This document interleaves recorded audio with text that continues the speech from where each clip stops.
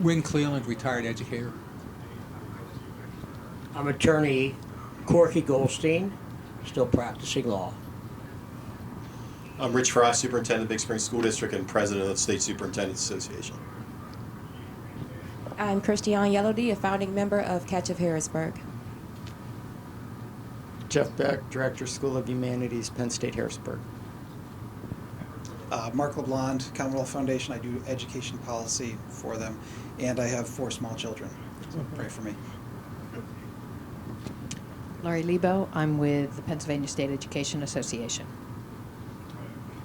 Kirk Halliday, I'm the director of the Joshua Group. It's an at-risk youth mentoring organization on Allison Hill in Harrisburg, and we primarily focus on education. Education is the anti-poverty program that works.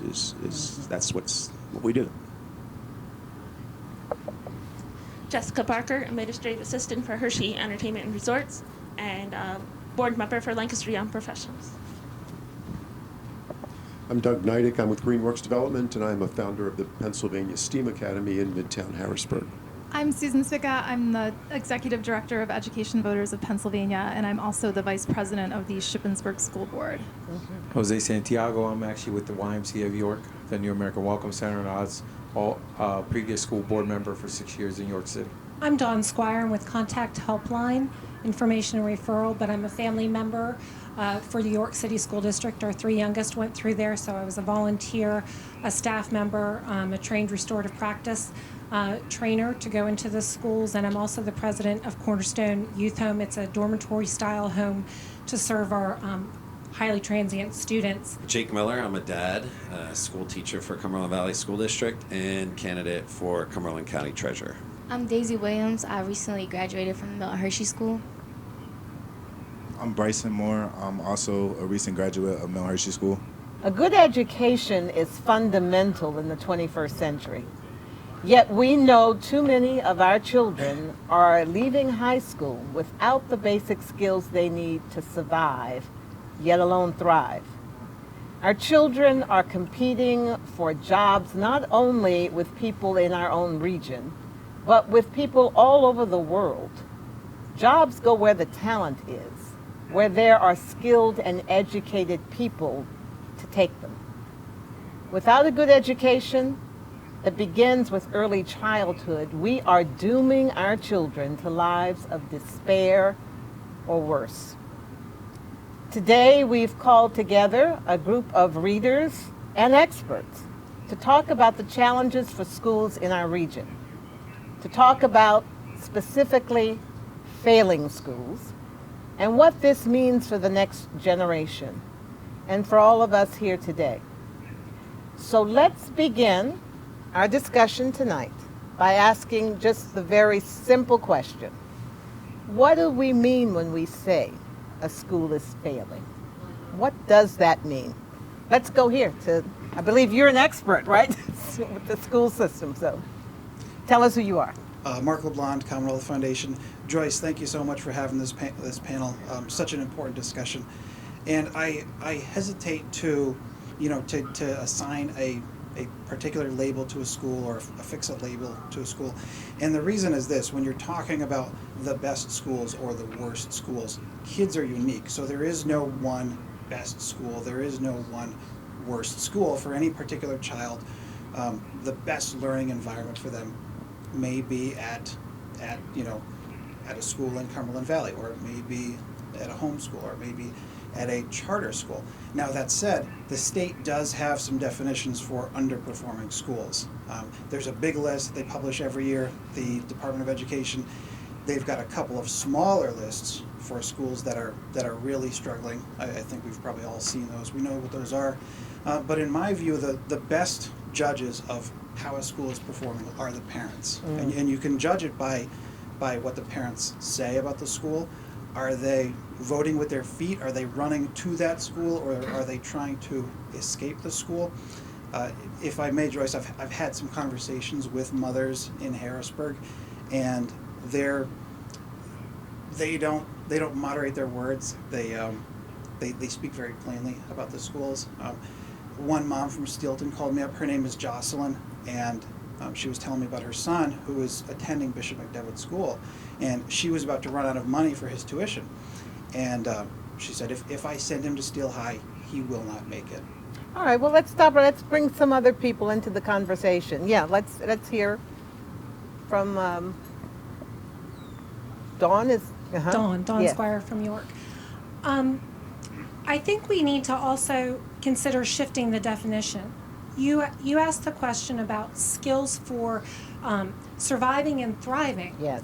And I think when we don't address the social emotional skills with students, with faculty, with the community, that's when we're looking at what I believe is failure, is when there is that lack of connection between the student, the staff member, their family, and the community. And so I would like to frame the conversation, how do we work together within the communities, within the county, Well, not just Right. putting it on the singular school, because those are the social emotional connections that the students need to feel validated, need to know that resiliency is what is valued, and that their families themselves are valued and not disrespected.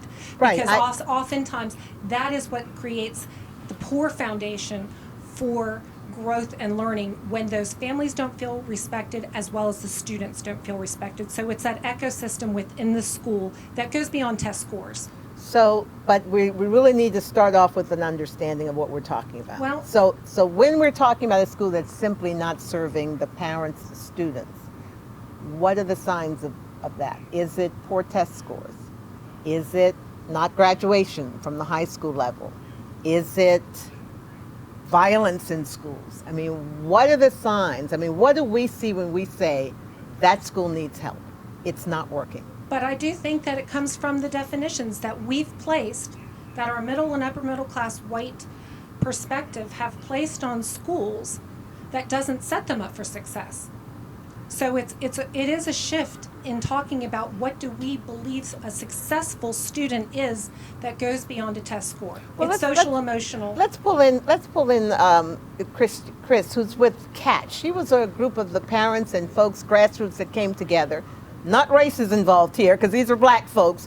Why were you guys upset with the Harrisburg School District? Well, initially it did not start with us being upset for this particular reason. We actually started because of a suicide of a student in the district.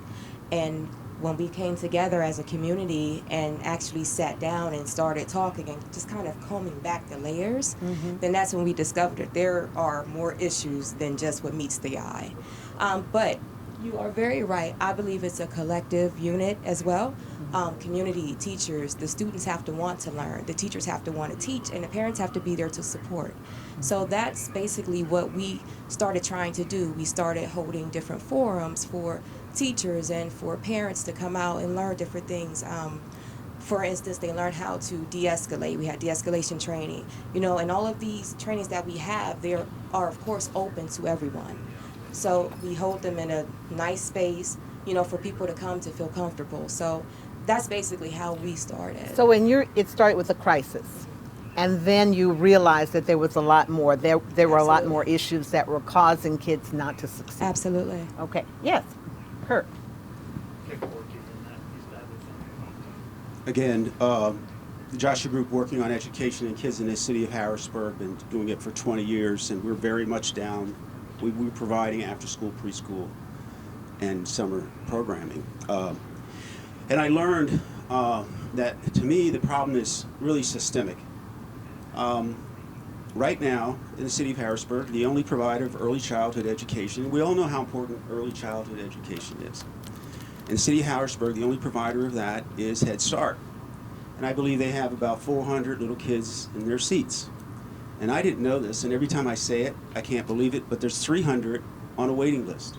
If you have 300 kids living in poverty on a waiting list who aren't required to be in school at this point, although it's changed, the legislation has just changed, till they're 8 years old, when they hit that door in first grade or kindergarten, it's already a travesty. And they hit the door with a teacher who is young and just got out of school, probably, for the most part, I don't know. who's not prepared for the vast swing of what the kid knows and doesn't know, and that just creates a problem in the classroom. And all that social and emotional stuff people are talking about is that's what you end up spending a lot of time with. It's interesting because you figure that's about half the kids in the city are not getting that early childhood education. Now, and half the kids in the city of Harrisburg are dropping out and not graduating. Now, I don't know if that's just coincidental, and it probably is. But if we don't address as a community, specifically in areas of poverty, of getting children in early childhood education so that when they hit first grade, they're ready for first grade, the problem is never going to change. All right, let's bring some of, I think, Corky and then Mr. Wynn. Okay. I'm a graduate of the city schools. I went from first grade all the way up to graduating from William Penn High School. I think we have to make a distinction in what you call a failing school. And others might disagree. There are some commonality in school districts, whether there's be drug problems and other kinds of things like that. But as far as city schools, like the Harrisburg city schools, if we're honest about it, we have to recognize that much of the student body is low income. And it's a different situation when you're dealing with low income, because parents sometimes are not as involved as parents who might be involved in the Hershey school systems, for example. And a lot starts in the home in getting kids prepared for school. And once they're into school, there has to be the teachers who are happy to be there.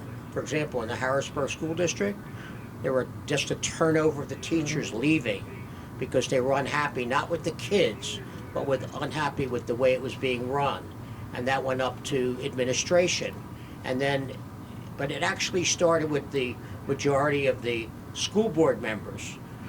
And I have to believe that people who run for the school board, whether it be in Harrisburg or any other place, they have to recognize what their jobs are. Their jobs are not to run the schools. That's why they hire superintendents. That's why they hire administrations, rather than try and tell them what to do, and they just become following through on that. Now, the Harrisburg schools certainly were failing in many ways. And failing because? Failing because financially it was a wreck. The way the money was being spent was a financial wreck. But we really want to focus on the kids, right? I mean, what was the maybe you want to tell us, because I see you talking. Well, he'll tell, but I just wanted to say that. Yeah. That's why, even though the majority of the Harrisburg School Board, who were voted out of office in May, and new people were going to come in, and I, for example, helped work with them to get them on. Because I'm a former school board member from many different times over the years, and still live in the city and very concerned. But the reason the state had to finally take it over was that these new people were not going to be taking over as school board members until December. So we're talking about 7 months of them doing more harm. So the Secretary of Education of Pennsylvania, Deputy Secretary Volkman, and Rivera, the Secretary, I believe their position was, we just can't take a chance of 7 more months of damage, so we had to get in. Exactly. And let's bring in Mr. Receiver. Right. Let's bring in Wynn now to talk about a little bit about the students. Yeah. My name is Wynn Cleland. I'm retired superintendent at West Perry. I was one of the first reform team under the mayor. A failing school is a school that doesn't meet its mission to educate children. Now, there can be a lot of reasons for that. And some of those reasons might not be related to the condition of the school district at times. It might be lack of resources. In this case, An elementary school cannot succeed if the children coming to that school do not have enough early childhood education. A child comes into school at age 5 from Cumberland Valley. That child has a very large very large spoken vocabulary, beginnings of a written vocabulary, has been read to most every day in his life, has gone to museums, etc., has this whole set of experiences. A child comes from poverty, whether it's in Harrisburg or it could be in Appalachia, 2 years behind in vocabulary. Now, if a child's 5 and you're 2 years behind, you'll never catch up. That's 40% behind. So you really, in order for that school to succeed, you really need to have that school start earlier for all children, not the 400. And I know even when we were in Harrisburg, there was never the resources to have all those kids come in. And a lot of the poorest kids are the ones that weren't served by Head Start. Head Start's a good program, don't misunderstand me. So in order for that school not to fail, one, we have to be able to provide the resources for those children. And that is tremendous vocabulary development, books that can leave the school and go home, bringing parents into the school or the school to the parents. Go in to where the parents live. Try to involve those parents intimately in their school. The parents are often afraid of the school because they didn't have good experiences. Right. So it's more difficult, but you got to work at it, and But- you guys are really doing a great But job you with that. described something there that was a little alarming, and maybe the other. You said if they come, many of them come from impoverished homes or homes where they're not getting the attention, and if they enter into school with not enough foundation, they'll never catch up. I'll say, unless you have extraordinary resources, incredibly small class sizes, 12-month-a-year school, maybe a longer school day. It doesn't have to be a completely academic day. We also have to develop the social skills necessary to learn. And if you don't do those things, and you decide we're going to have the 9-month school with 8 to 3, it's not going to work. Okay. It simply isn't going to work because those kids need more help and they're getting less. All right. So let's other people join the conversation. I- Yes. How about down here? Can I Let's- just add let's- to this let's- a second? We just really wanna should bring some okay. other people into I the will. I just wanna say conversation. real quick. All right. If you get resources, the people have to follow the money and follow the resources to make sure that those money is being used for what it's supposed to be used for and not being sidestepped. And I don't think the schools that are failing are, in the financial end, are following the resources that are given. And that's one of the main reasons. Our government and our state schools just don't follow the money as well as, let's say, many schools should.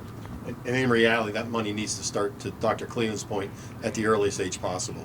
So the deficiencies that he described, if we don't address them by 3rd grade, the chance of us getting beyond those deficiencies truly is slim and none. That's what I was hearing. I wanted to, Third grade yes. is the threshold. Third so grade. when we look at how we allocate our resources, we need to allocate those resources at the front end and make the back end more flexible and reflective of relationships with the community and getting our students career and college ready, getting them life ready. But you can't do that if we don't have them at grade level or near grade level by 3rd grade. Okay. And you have to budget that way. I believe this lady wanted to chime in.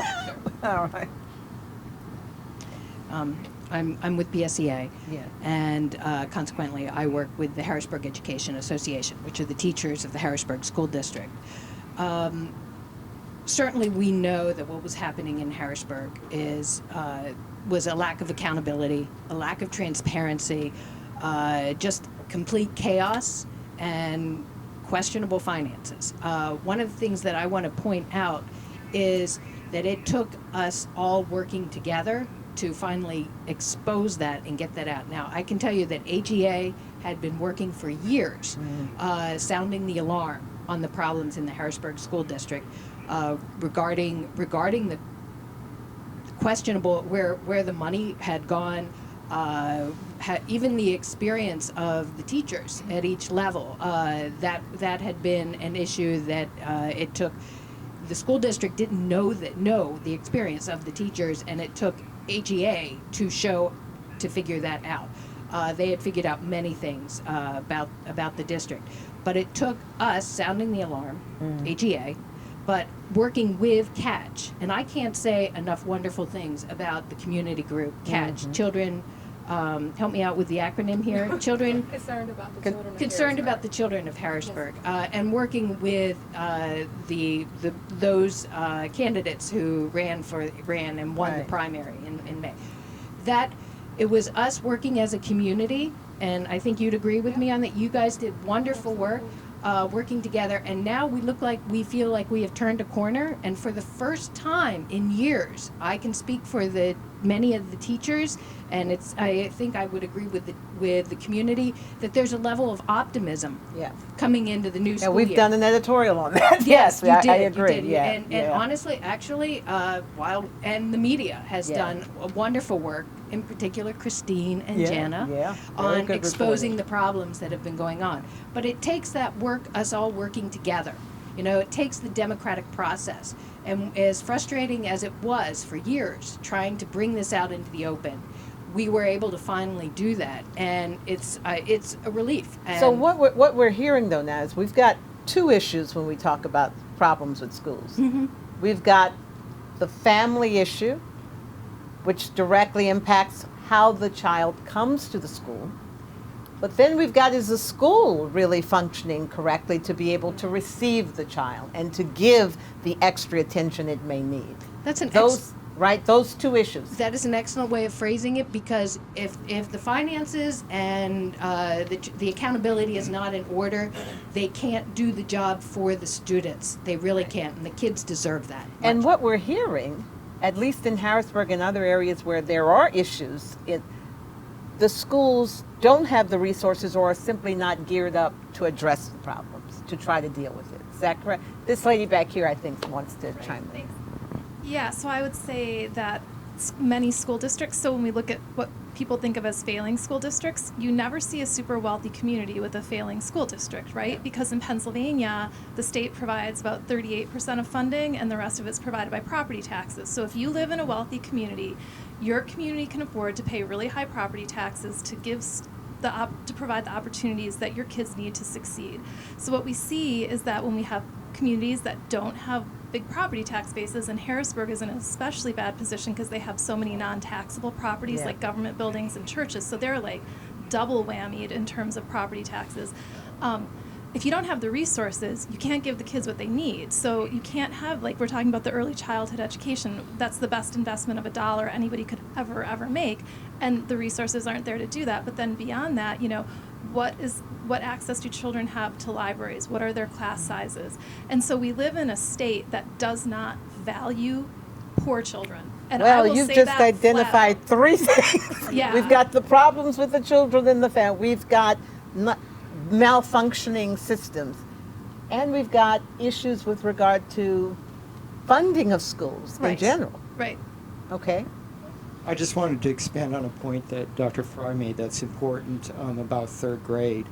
And that's if students go into third grade and they don't have all the building blocks they need to read and write, if they're not reading well in third grade, they are going to struggle in every grade after that. And so, I mean, I've got 6 daughters of my own, and not everyone was a natural reader, but we read to all of our kids. We made sure that every one of them was reading, and with one of my 6 daughters, we had to take her to a tutor to help her read. We had to practice reading with her, but by God, she got it, and she could read. But I do worry about the kids that don't have that support, that don't have a tutor to go to, or don't have parents to read to them. Because if they're not reading by third grade, they're not going to be able to follow instructions on homework, and it will haunt them for years afterward. You were able to get tutors because you had funds. Why can't the school district have tutors for people who are having those difficulties and use some of the resources for that? I think Jessica wants to have a comment. There you go. I want to try to get everyone in here, so. I can speak from personal experience. I'm deaf by I'm deaf without a cochlear implant, so I'm 98% deaf. And I can say I grew up in the public school system after being in deaf education from the time I was 18 months old. I went through the IU program in pre-K and early education. I was very lucky. I had a very dedicated mom and dad who made sure I had everything I needed, seeked out the resources, and ultimately paid in their retirement to make sure that I could hear. I'm 31. I have a master's degree in integrated sciences. I'm a true testament as to both school and private resources being used to bring behind, because quite frankly, I didn't hear till I was 4. Didn't speak my first word till I was almost 6. Were you reading by 3? I was By not third reading grade? by 3. I mean, by third I was grade? Okay. signing by 3. I was not speaking until I was about 4.5-ish. But by third grade, I think that's the kind of, were Right, you but reading my by point third grade? is that, yes, I agree that, there could be a 2-year delay. However, it can be made up. And I think it just takes creative teaching style. I had a great my first year in public education was first grade. I had a first year teacher who was amazing. She took the time and initiative to learn about how it was best to teach both styles, and she combined them. We actually taught my first grade class how to sign, and for the entire time I was in elementary school, she taught sign until she retired. And that being said, they would come to me in recess, I would play and sign. Now, I was fully hearing by the time I was in first grade.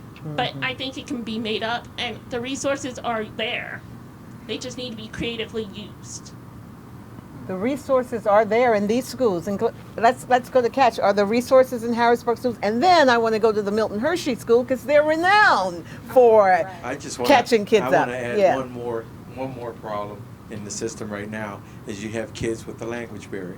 In Pennsylvania alone, with Hurricane Maria last year, we got well over 3,000 families that fluctuate into this area. 400 some odd kids went to the York City School District alone, and that doesn't include Harrisburg, Reading, Lebanon, Lancaster. Right. And when you think about that, adding kids that are already middle school, high school to a system that's already broken, it makes it even worse.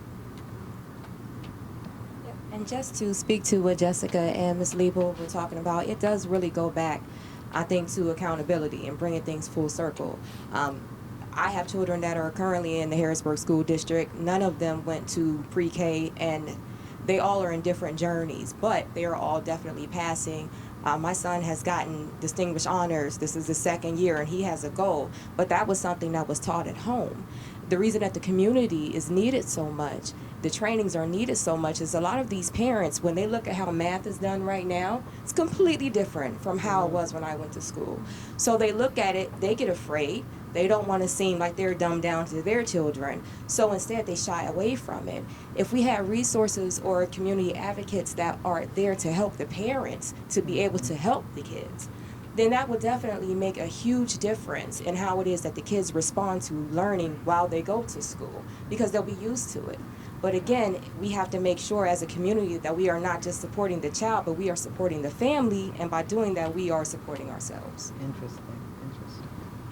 I wanted to ask the students from Milton Hershey, because clearly many students at the school come in with problems and perhaps not quite where they should be grade levels.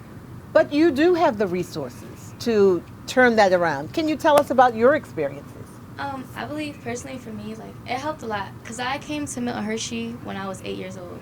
So beforehand, I went to a public school in Philadelphia, but my mom managed to get me into a charter school. And my mom was an early childhood education teacher. So she took the time to make me read every night and read to me, and we practiced our vocab words. But being in a school that had so many students, it's hard for a teacher to focus on you. So when I was in second grade, I kind of fell behind, and I was about to fail that grade. But going into third grade, I managed to get there, but I was barely passing.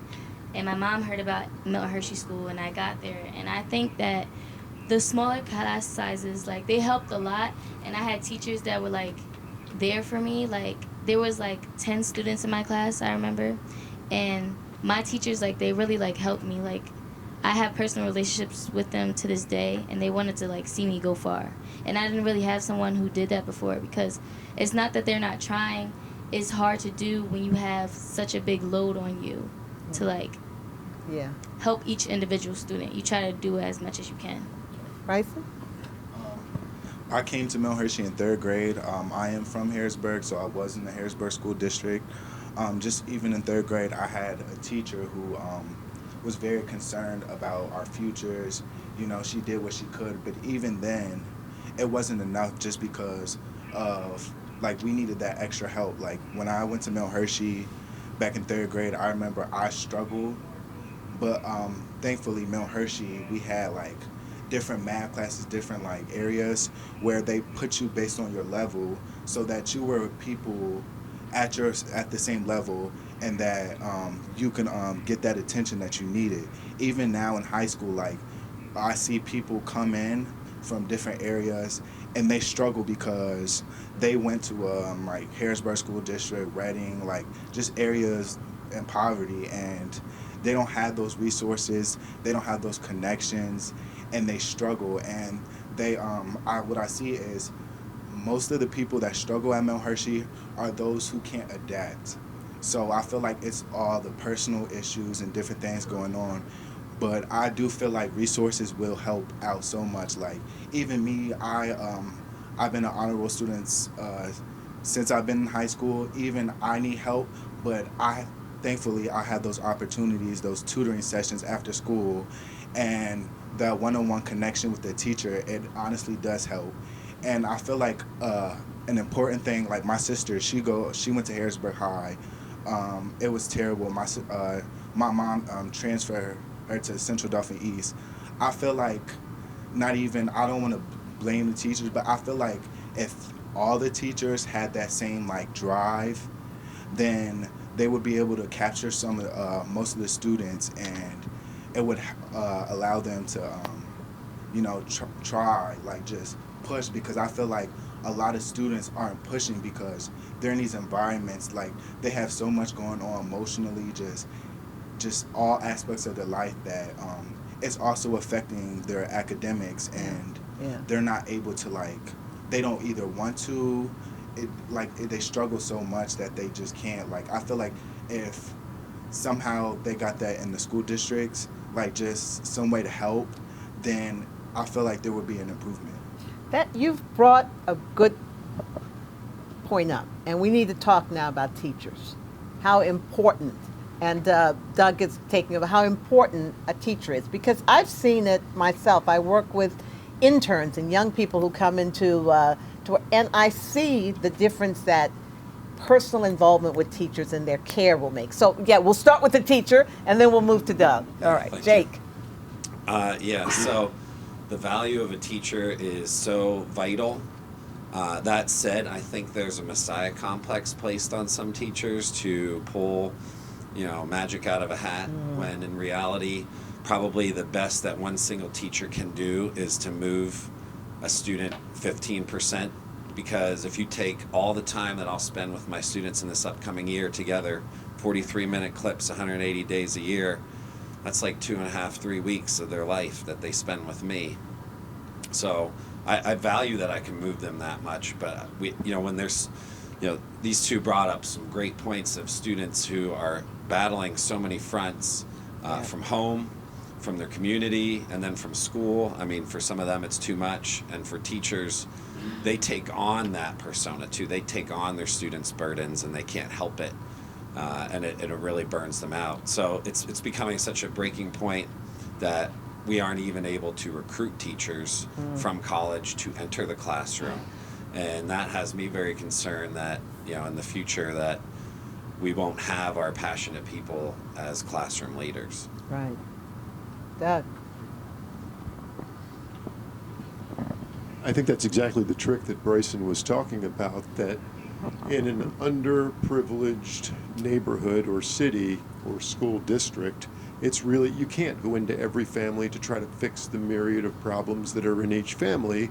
So the trick is somehow you've got to be able to create family within the school, because that's support for students if you can create a family situation in the school. And I understand, Jake, that that's tough on teachers, but if you can somehow create that family situation in the school, and that takes a lot of community support as well as a teacher infrastructure, and eventually you draw the parents into that environment, creating that family environment in the school, to me, is everything. And it requires resources, but I don't think resources are the first thing on the list that it takes to create family. It's a group of really well-intentioned people who are trying to create that situation for those students. That's really the trick. And I agree with part of that, but I think that you can be the most well-intentioned teacher, and when you walk into a classroom of 35-year-olds and you do not have an aide, and one of those 5-year-olds has come in and had a really bad day that morning and left his house, and he is really, really upset, and he has an issue and he has a problem in the classroom, and you've got 29 other students who need your attention. It is impossible. We need resources for children so that students who live in areas that don't have wealthy property tax bases have the same exact resources as kids in Lower Merion. Because if we don't make that a priority, if we say some kids can just have less and our teachers in those districts can just work harder and they should just do better, I think that we are saying some kids just deserve less. Let's bring the teacher union folks in here, because I'm a teacher. Right, but the Every issue. single day. All right, but the issue I think that I thought you wanted to address really was the resources available to and the question that I have is, are we really seeing fewer people want to become teachers? Oh my goodness, yes. Yes, it's becoming, it's an epidemic right now. Fewer and fewer teachers are entering the profession. We're seeing this at the college level. Fewer students are entering the programs at our colleges to become teachers. It's because there is a teacher shortage not only in Pennsylvania, but across the country right now, and it's becoming very severe. Part of the problem is the increased demands that we're placing on teachers, standardized tests and other mandates that are being placed on them all the time. I got to say, from a personal aspect, I have two sisters, both of them who are teachers. My sister in the Oakland, California school district, and my other sister who's here in Harrisburg. And they love their students, and they they struggle every day. They're passionate about their profession and wanting to reach these kids. However, another part of the problem is that too oftentimes teachers are being required to choose between their students and the welfare of their families because of the long hours and that they can, if they go into the private sector, they can make more money in other ways. This is becoming a crisis at this point. Kurt, you want to add something to that? The teachers. Well, I'm on, and I'm not trying to ingratiate myself, but I'm on the front lines of this with Harrisburg every day and with their students every single day. And I've learned everything I'm going to say. I didn't come with that. I came with preconceived notions, and I've learned. And I can say, without a doubt, in the city of Harrisburg, which is a failing school district, and it's like every other, if we, as a community, do not find a way to get those 300 kids sitting at home into early childhood, you can find the greatest administrator, superintendent in the state, in the Commonwealth, and they're not going to be able to conquer the problem very quickly, if at all. Secondly, our graduation rate with the formula that we use with the students, and it's too much for me to get into it, but our graduation rate for the 150 students that we're serving, actually 200, is 97%. And we have a very intense after-school program. We use it primarily using software. There is software out there that will assess a student where they are compared to where they should be, and then they provide them an individual program to be to make up the difference. We do, across the board, have found out that just about every student that we do have, as a matter of fact, all of them are behind where they should be. I don't know why. I think it's because they get that slow start. And you can make that up, but there's a lot of families that are not in the position themselves resource-wise, because they are the victim of this very same school district, to figure this out. So we have to do it as a community. And it's a crime if we're not, for these children to be robbed of their future. But I'm just telling you one more point. So the program that we use, the software program that we use, we can document that these kids, if they go through the 25 or 30 hours through their school year, are gaining a year or a year and a half in both reading and math. They're gaining that in what period of time? In a school in a a school year, they gain a yeah. year. So they come into the after school, and they're doing homework, and if they're not, they're on the computers, and we can track this, and we monitor it. We know what they're doing, what they're not doing. Right. That's incredible. If you can catch a kid up, and these are a bunch of volunteers. These aren't well-paid people. These aren't huge resources. It's not a big budget thing. It's just people that want to come in, and a number of them are retired Harrisburg School District teachers Who are volunteering, part of the community. Yeah, so that's where you make the real differences. Okay. So Mr. Mark, that's and reality. then up here, there you go. Thank you, Joyce. I'd like to address the funding issue if I could. So money matters unquestionably, but it's not the entire issue that we're talking about. Harrisburg City outspends Cumberland Valley by over $4,000. So just that right there tells you that it's a part of the issue, not the entire issue. If you look to York, there's a school in York called Logos Academy, and what they've done is incredible. They have a cost to educate around $10,000, and they've literally closed the achievement gap. So by the kids get to high school, they're on par, whether you're looking at socioeconomic status, whether you're looking at race. They've literally closed the gap, and they've done this by engaging parents. They've done this by focusing on the whole child. They've done this by affirming the child's worth and the child's value. So this can be done in a population. And you're saying they're actually spending less than they would be spending in Harrisburg? Oh, by a long shot, absolutely. And is it less per child? Is that? It is. Okay. All right. Well, we were going over here to this lady. Yes. To Dawn. Yeah.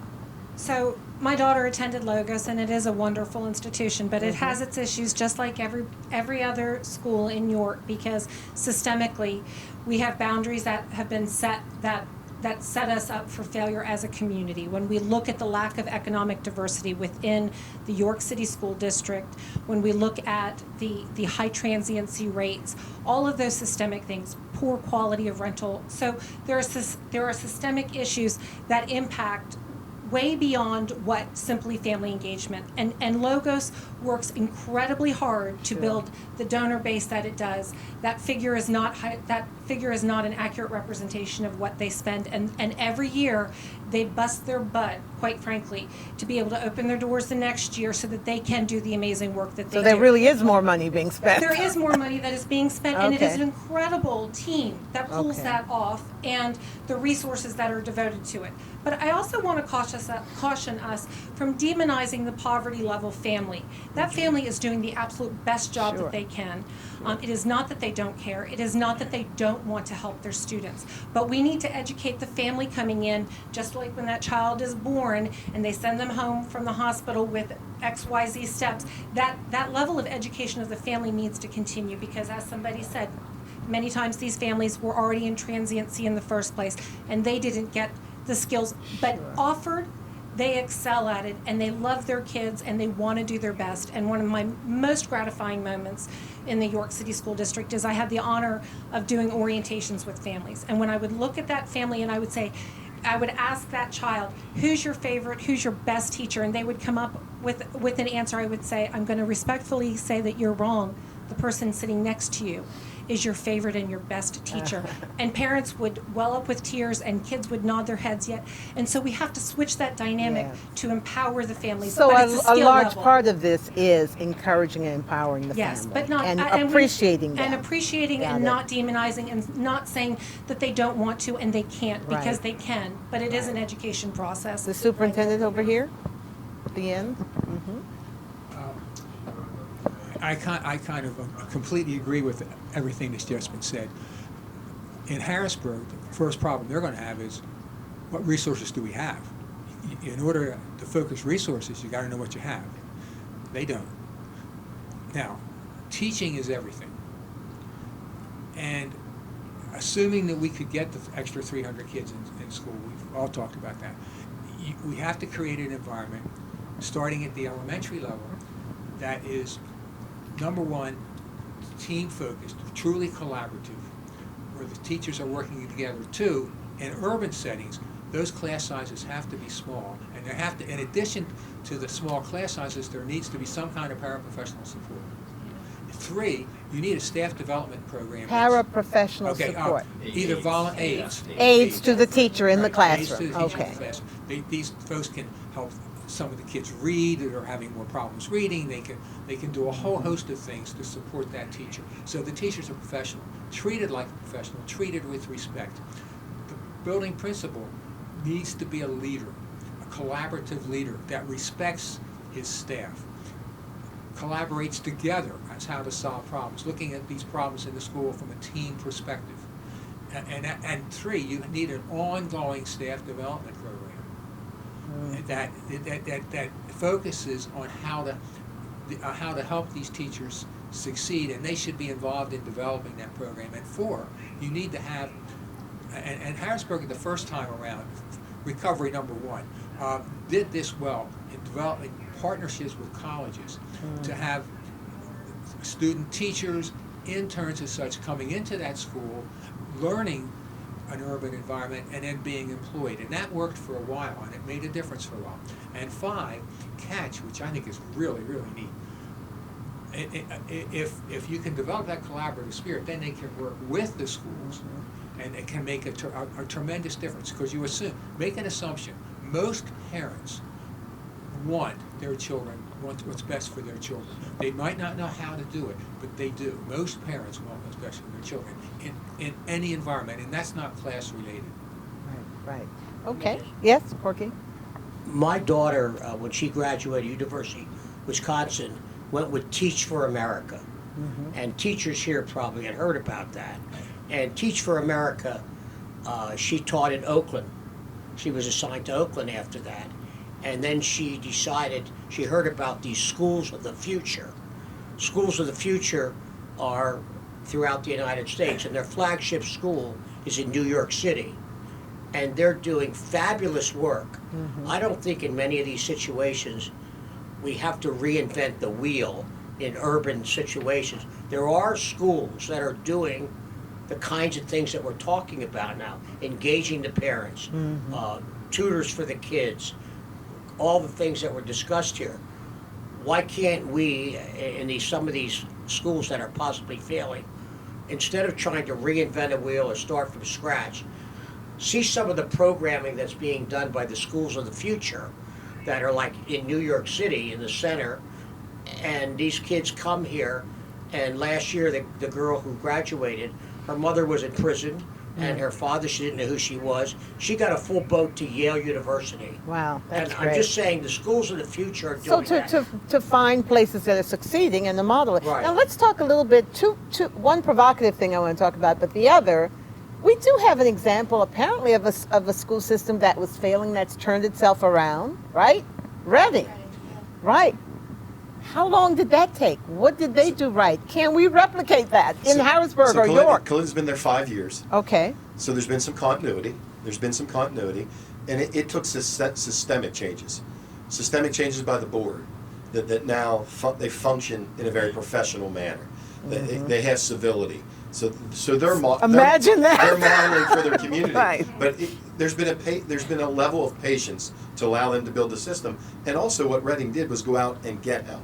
They identified, to Wynn's point, they identified their problems, their financial challenges, Right. the level of early childhood that they had. Up to 2 years ago, they were still struggling with special ed population. They brought in Chester County IU. So they developed partnerships within the educational sector to help them. But that's all because they had patience with a superintendent that set a vision in collaboration with the community, and they're all rowing the boat in the same system, in the same But direction. isn't that still pretty quick? Because I have heard reports that you can't expect 7 years. Seven 7 years is a and if given. they're doing 5 years, they're 2 years ahead of the game. If they've really turned. They've established some strong growth. I see. And their graduation rate has increased dramatically. And he would be the first to tell you we have a long ways to go. Right.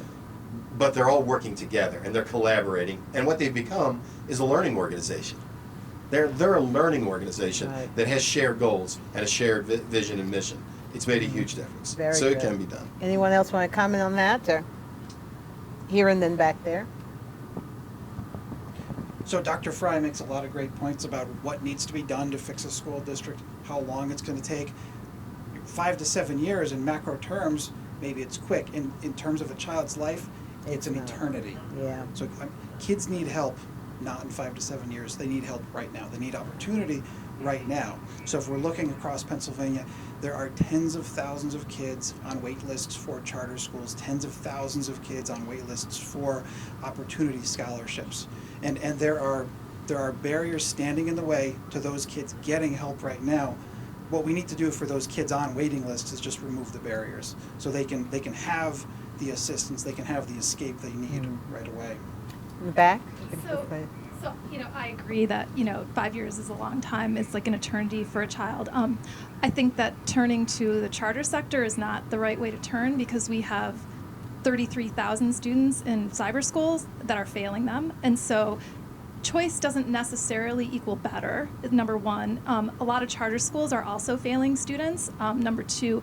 And number three, we need systems that will accept every child, that will work for every child. And when we start to talk about the things that Mr. LeBlanc talks about, we're talking about taking public dollars to pay for private institutions that pick and choose the children they want. So there might be a private school that takes students who are living in poverty and does amazing things with them. That school chooses those children based on what it wants. And if it doesn't like the child, if the child has a discipline issue, or if the parents don't come in and volunteer, that school can kick that kid out to the curb. Sure. And what we see in a lot of charter schools too is like they will start with 100 students and they will graduate 12. And they talk about waiting lists. Well, of course there's going to be a waiting list when charter schools don't backfill the seats that are open.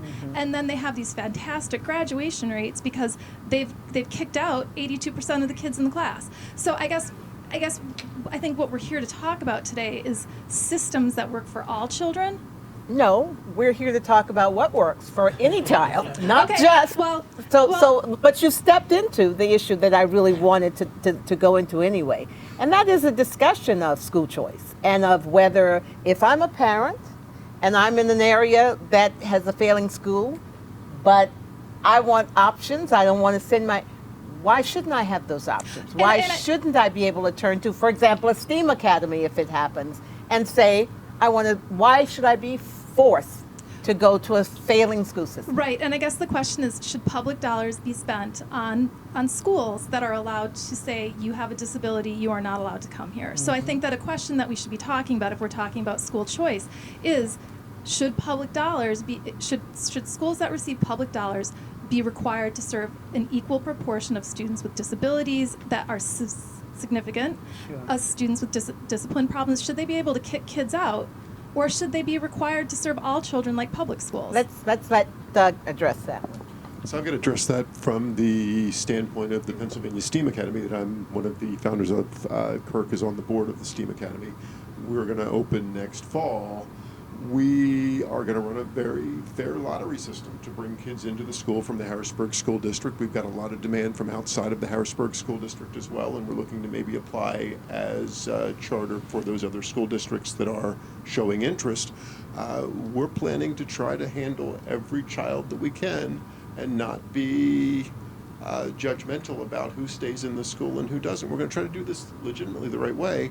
And the budget that we've got for the school, we're going to operate on 70% of the funding for each student in the Harrisburg district initially when we bring students into the school.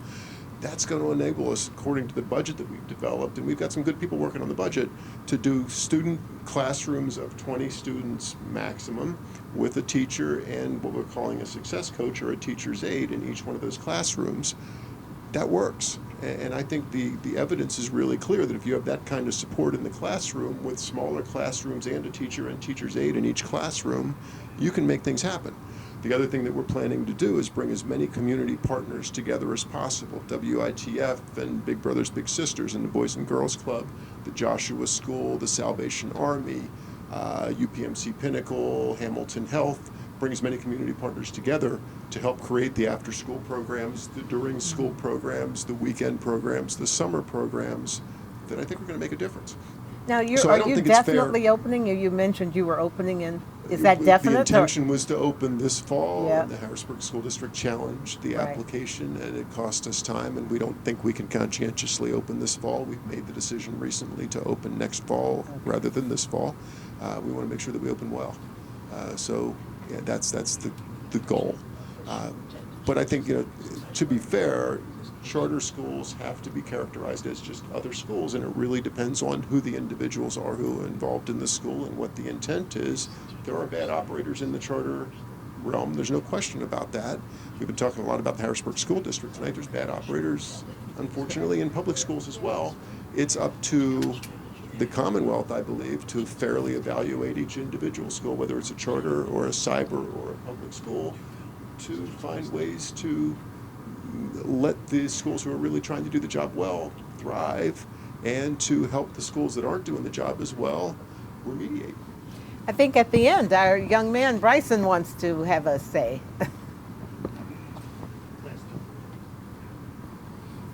So I just wanted to comment on just the conversation about kicking students out. Hershey, very strict. They have a very strict policy. I have mixed emotions about kicking students out, because I know that's what they need, but you can only do so much for somebody who wants something. Like I have classes with students who, personally, I'm very close with, who did not want to be at Hershey. They couldn't follow the policies. They just deliberately sat in class, did not do anything. So I feel like sometimes, I feel like maybe we should try to find another option instead of just kicking people out. But sometimes that's not what they like. They're affecting the decision that's being made. And also, I just wanted to say say something like, so Hershey, most people would see it as successful, but and we're talking about early childhood education, but how many, even at Hershey, the graduation rate from college is low. So I feel like it's also earlyhood child education, but it's more than just that. Yes, it's a support. Well, let's sum it up. This is our last one, and I think maybe I'll let you talk, because really we want to focus on what can we as individuals, as a community, do when we know we're dealing with difficult issues and we know how important it is to all of us. We want an educated society around us. What can we do to help? We can be honest. We can be honest with ourselves. We can be honest with our neighbors, with our teachers. We can be honest with our children. Education, for me personally, I don't believe it's one size fit all. As I said, my children are in the Harrisburg School District. I have one that always gets distinguished honors. I have one that always gets first honors. I have one that always gets honor roll. But they want to go in 3 different directions. So to speak to school choice, as well as an accountability for myself as a parent, it is my responsibility and duty to work with the teachers and the administrators to make sure that my children get on the paths that they are supposed to be on. If there is a lack somewhere, then again, as a community, as teachers, as parents, as neighbors, it is up to us to form what it is that we want to see out of our children. So if we want better for them, then we need to start being honest with each other about what it is that we really need, respecting each other's opinions and pulling out the best of each other, as opposed to going back and forth. There are a lot of failing school districts. There are a lot of failing schools. But in our district in particular, we have children that are thriving. We have children that are breaking records. We have children that are winning championships. So we have to take the good with the bad, but be honest about that conversation. Well, we have time for 2 more quick, because it's 7:33. So really quick comments from Jake and then from Jessica. I would say we have to put the community back in community schools. I think in a specialized society that we live in, we all do one job and we all do that one job well, but we forget about everything else. So we don't change our oil anymore. We take it to the shop to get it changed, but we also don't take care of our elderly people. We assume that they're going to go to a home, and then we also assume that kids will just go to school and learn.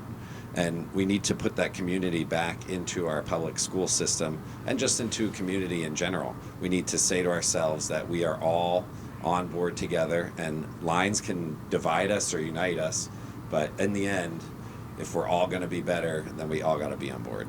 Jessica, you'll have the last word. I agree. We all have to start being honest with each other, but it also takes all of us being open to the conversation, because I have been a victim of trying to be honest with my school administrators, with my teachers about why I'm struggling and how I'm struggling. But you have to be willing to hear the conversation and be open to the fact that what you're proposing for a solution is not always the solution. So I would have to say, along with being honest, you have to be open.